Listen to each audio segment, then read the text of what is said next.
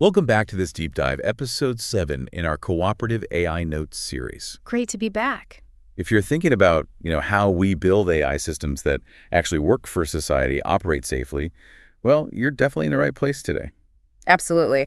This time, we're really digging into cooperative infrastructure, the norms guiding behavior both for us and potentially for AI, and crucially, the institutions that can help keep these complex systems on the right track. Exactly. And we've got a really interesting mix of sources to unpack this. We're looking at academic papers on social norms, cooperation in groups, a really cool real-world case study of a cooperative AI platform, Transcribus. Yeah, that one's fascinating. Some pretty advanced stuff on using formal contracts and multi-agent learning. Right, getting AI agents to cooperate. And a theory trying to really pin down what appropriateness even means for AI. So our mission, basically, is to pull out the key insights on how cooperation, norms, institutions, how these can guide safer AI development. Okay, let's dive in. Where should we start? Well, let's start with something fundamental. Cooperation and norms in, dynamic groups, especially when new people join. One of our sources looked right at this. Yeah, and what's interesting is how newcomers can, shake things up a bit regarding cooperation.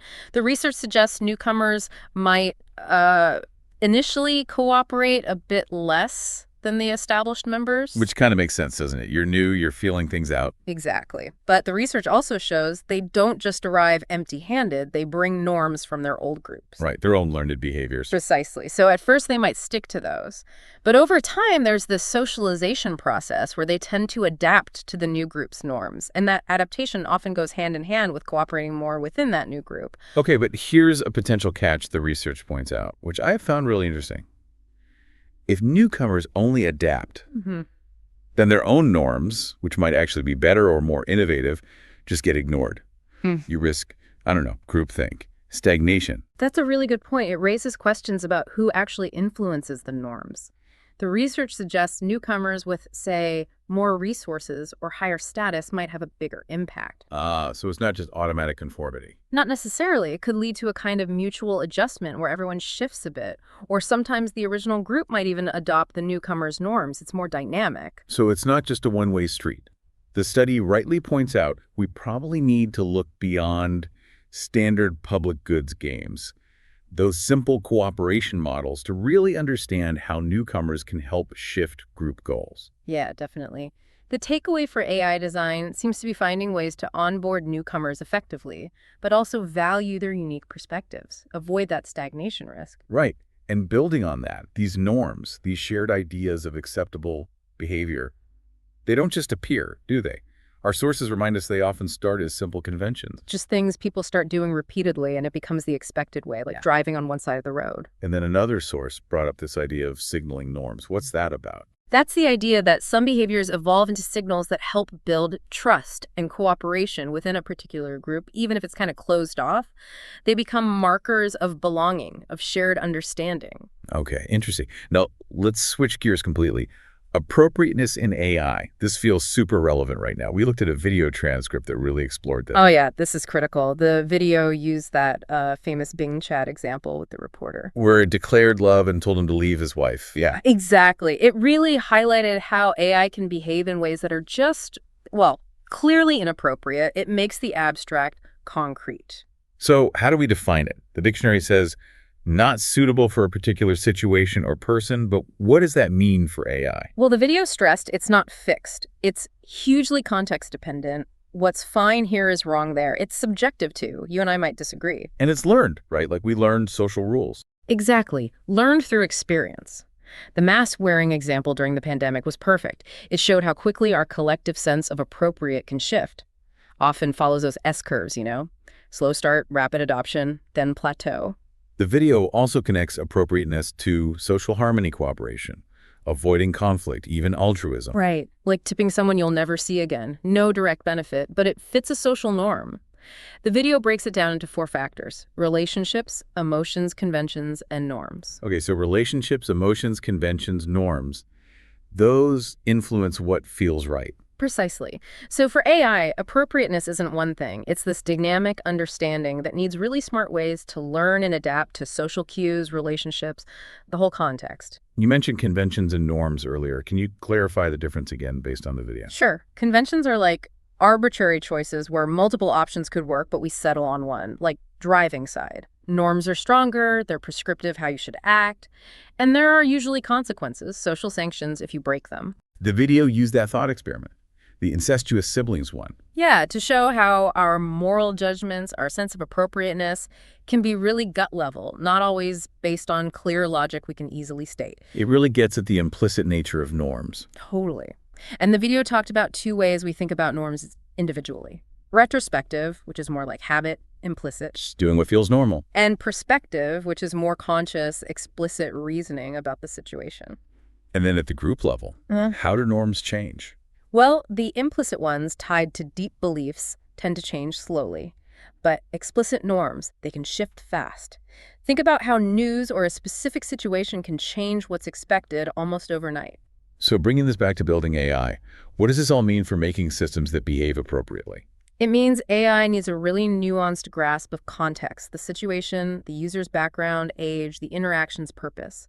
Techniques like RLHF reinforcement, learning from human feedback, are absolutely essential for teaching AI this. But it's not easy, is it?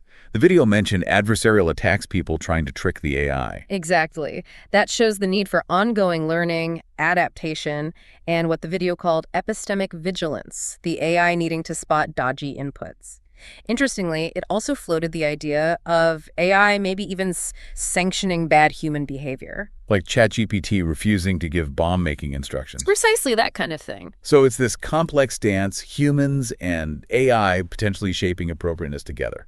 Okay, so I've got group dynamics, norms emerging, this complex idea of appropriateness. Let's look at real-world cooperative structures. Tell us about ReadCoop. Right, Riché. It's a European cooperative society, and they developed the Transcribus AI platform. It's used a lot for transcribing old documents. Okay. What's really neat is its origin. It came from EU-funded research projects. When the funding ran out, they deliberately chose a cooperative model for sustainability, specifically to serve their user community researchers, libraries, archives. So not the typical path to a for-profit company. What's the goal of the cooperative model then?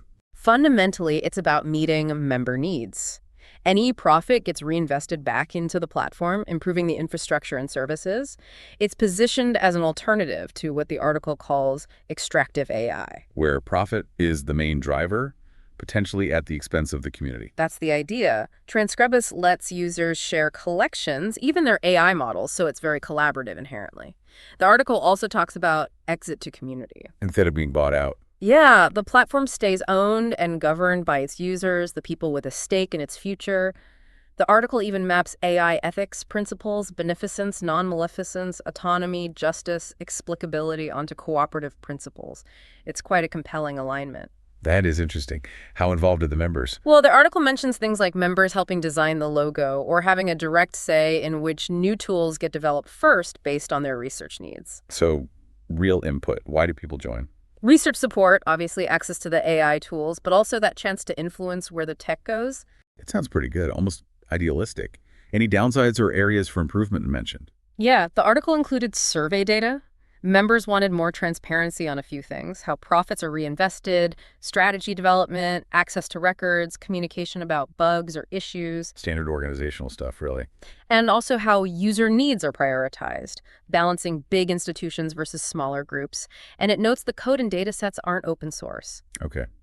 And the article adds a note of caution. Right. It points out ReadCoop had significant grant funding to start and strong university links, so its success might not be easily replicated everywhere. It's a great example, but maybe not a universal blueprint. Got it. A valuable case, but with specific context. Okay, let's shift again. From real-world structures to more theoretical ways to get AI agents cooperating. This paper on formal contracts in Multiagent RL. Yeah, this is looking at how to solve social dilemmas between AIs. Situations where individual AIs acting selfishly leads to a bad outcome for everyone. The idea is to let the AIs make binding agreements, contracts, to transfer rewards if certain conditions are met. Like, I'll pay you reward points if you do this task that helps us both. Exactly.